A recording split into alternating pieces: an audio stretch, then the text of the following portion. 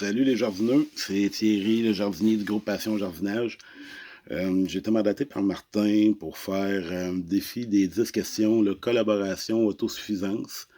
J'ai décidé de relever son défi, donc voilà, c'est 10 questions qu'on a à répondre. Fait qu'on commence ça tout de suite avec la première question, qui est qu'est-ce qui vous a amené à vivre de ferme d'autonomie, autosuffisance et tout ça. Euh, un petit peu comme Martin, je suis pas proche de l'autosuffisance du tout. Euh, Par contre, ce que je cultive, on le consomme pratiquement tout. Euh, c'est la passion de savoir de qu'est-ce qu'on mange, puis comment ça pousse, qu'est-ce que ça a de l'air, tout ça, c'est tout le temps meilleur là, quand ça vient de chez nous. La deuxième question, c'est qu'est-ce que je voudrais améliorer à mon autosuffisance cette année. C'est définitivement là, les arbres fruitiers. J'aimerais ça commencer à avoir des pommiers, des pruniers, des poiriers, des bleuets, des framboises et tout ça. J'ai pas de fruits encore du tout dans mon potager, donc c'est ce que j'aimerais améliorer là, en 2020. La troisième question, c'est qu'est-ce qui est la leçon la plus difficile que vous avez appris là, depuis que vous faites de l'autosuffisance? C'est pas une grosse leçon parce que, comme je disais, je fais pas vraiment une grosse autosuffisance. Mais je pourrais dire, comparé au début, c'est la quantité de légumes. Quand on faisait pousser quelque chose dans nos débuts, ben on a tout le temps tendance à exagérer, donc ça ramasse en masse dans le compost ou sur le bord d'un vidange et tout ça. Fait que c'est pas mal ça la leçon que j'ai retenue, de y aller plus mollo un petit peu, puis plus évaluer ma consommation pour savoir ce que je mets dans mon potager. Quatrième question, c'est la tâche préférée en autosuffisance ou sur une fermette.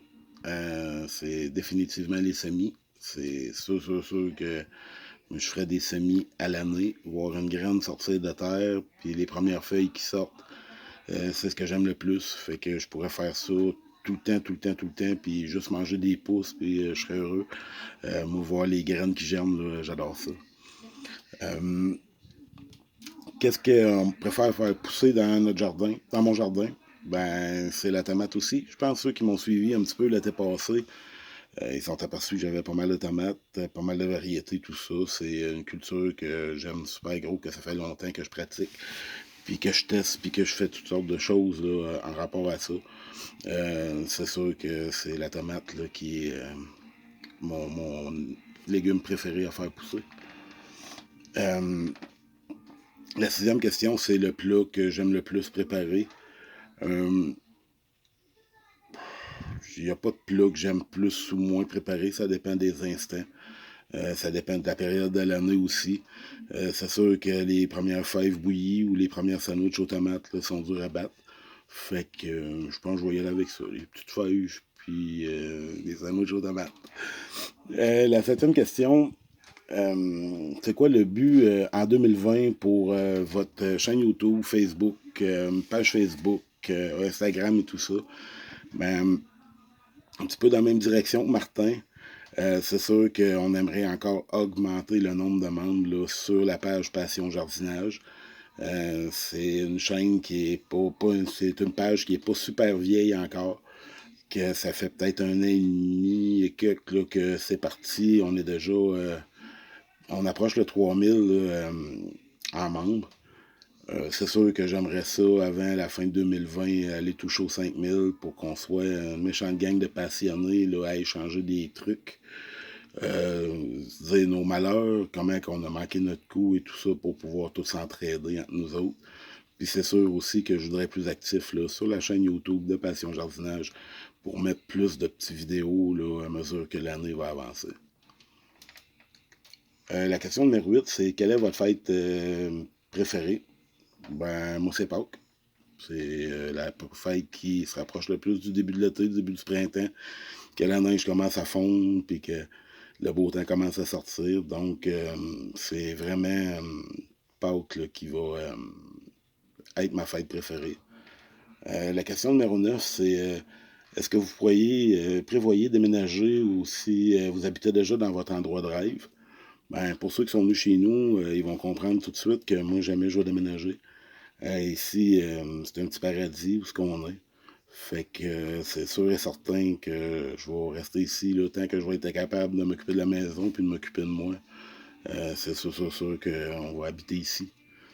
Après ça, la dernière question, la question numéro 10, c'est quelle chaîne YouTube d'autosuffisance est actuellement votre référence? Qui sont vos inspirations? C'est pas vraiment de de l'autosuffisance, mais j'écoute pas mal permaculture, agréologie, etc., de Damien Decazes. C'est un Européen. Par contre, il y a un savoir épouvantable là, dans ce gars-là. Fait qu'on peut aller puiser des infos là, en écoutant ses vidéos. Puis il est super intéressant à regarder. Il y a Jean-Martin Forcier aussi, là, de la ferme des Quatre-Temps, puis Jardin de la Gralinette, que c'est une inspiration québécoise. Là. Regarde, c'est un gars qui torche pas mal de monde. Fait que c'est une inspiration, c'est sûr. Et puis, en gros, c'est pas mal ça. Je me dois de mandater 2 personnes pour continuer le défi. Je vais y aller avec GF du groupe qui est passionné d'hydroponique. Je suis curieux de savoir un petit peu comment il est en arrivé là. Et puis, je vais y aller aussi avec Nancy Meg, la sourcière, que, en cachette, là, j'ai une grande admiration pour cette femme-là. Elle fait son savon, son fromage, elle donne des cours, elle partage ça avec tout le monde. Ça prendrait une Nancy dans plusieurs régions du Québec. Fait que c'est ça, GF, puis Nancy, ben, je vous envoie le flambeau. Fait que on va être bien content de voir vos vidéos. Salut gang!